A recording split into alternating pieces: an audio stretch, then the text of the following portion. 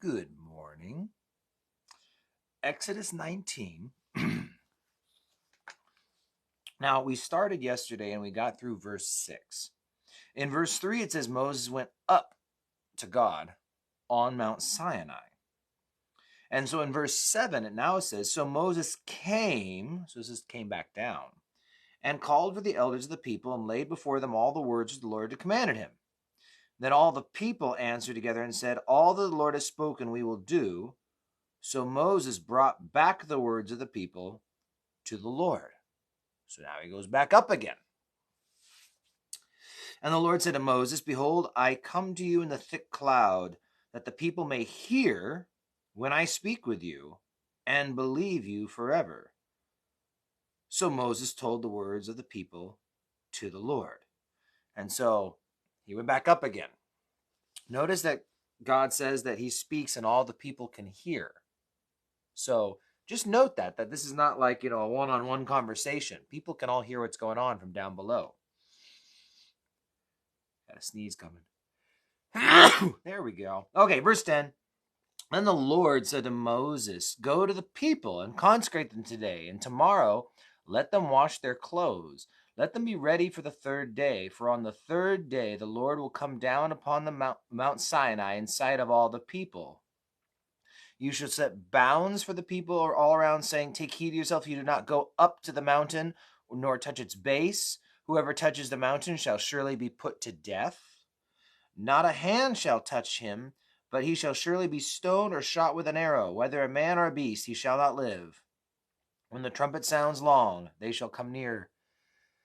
Man, got sneezes this morning.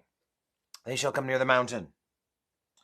So Moses went down from the mountain to the people. So verse 14, he goes down again. So as you've noted in my Bible, verse 3, I have him going up. Verse 7, down. Verse 8, back up again. Verse 14, back down. He went to the people and sanctified the people. They washed their clothes.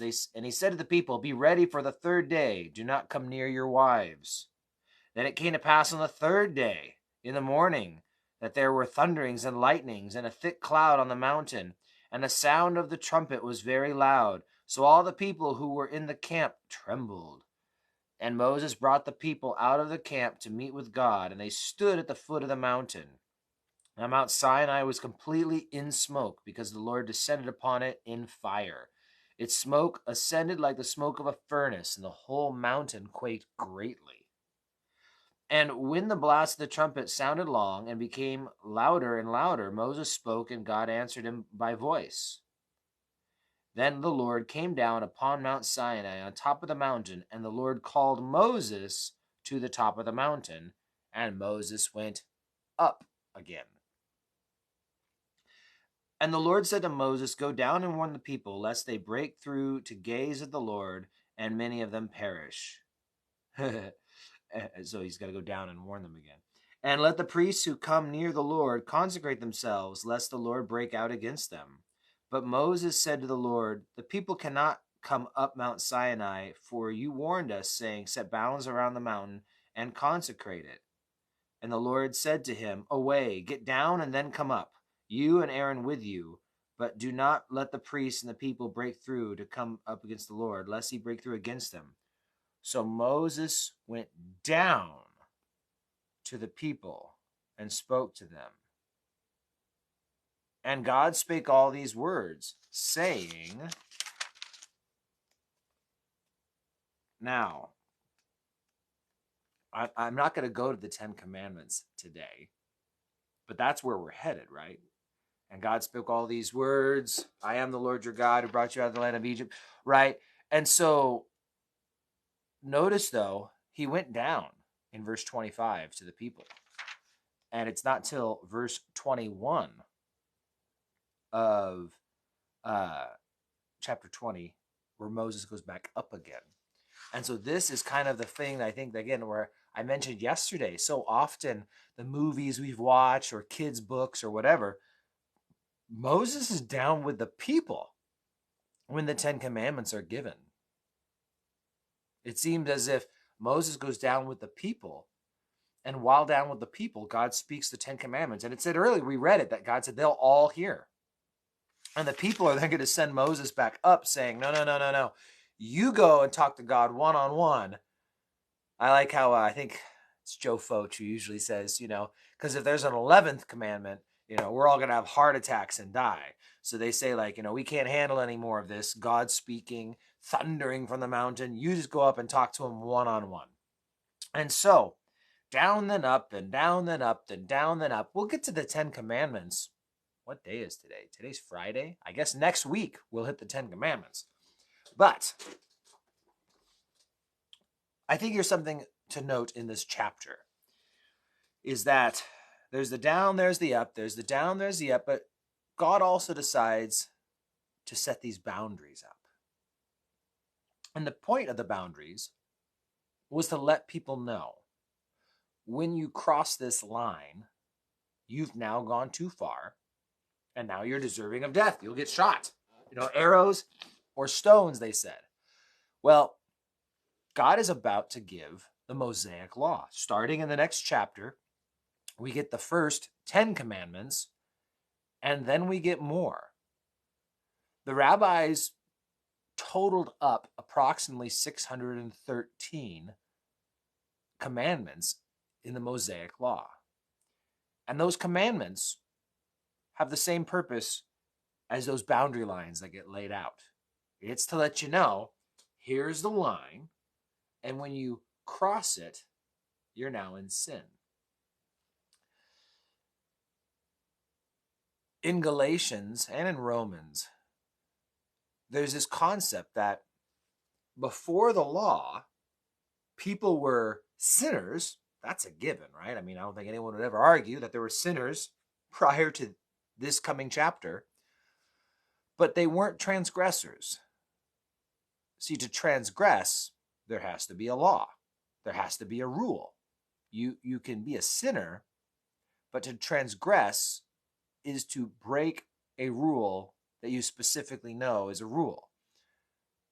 Without the law, people could just plead ignorance. Well, I didn't know I wasn't supposed to this or that. Well, you'd still be a sinner. But when you know this is the law, well, now you're a transgressor. Now you know what you're doing. That was the purpose of the law, was to let people know. Well, these boundary lines that they lay out, they're also there to let people know. You don't want to cross this line. As Christians, thankfully, we had the wall of separation torn down, as Ephesians tells us. The veil was torn, as we read in the Gospels. We can boldly approach the throne of grace, as we read in Hebrews. We have nothing separating us from approaching God. That's one of the beautiful things about being a Christian, being in the New Testament, in the New Covenant. But boundary lines are still worthwhile, not to separate us from God, but to separate us from sin. And many of us, we have those in our lives. We know these are lines that I shouldn't cross. I think it's healthy to set them up within a marriage where you and your spouse understand these are lines and we just don't cross them. I don't carry on conversations with people of the opposite sex in private. It's like, yeah, let's just make a line. And it's simple. Then wow, I've crossed the line and now I'm in transgression. And so quite often, rules, lines to be crossed, they're there for protection.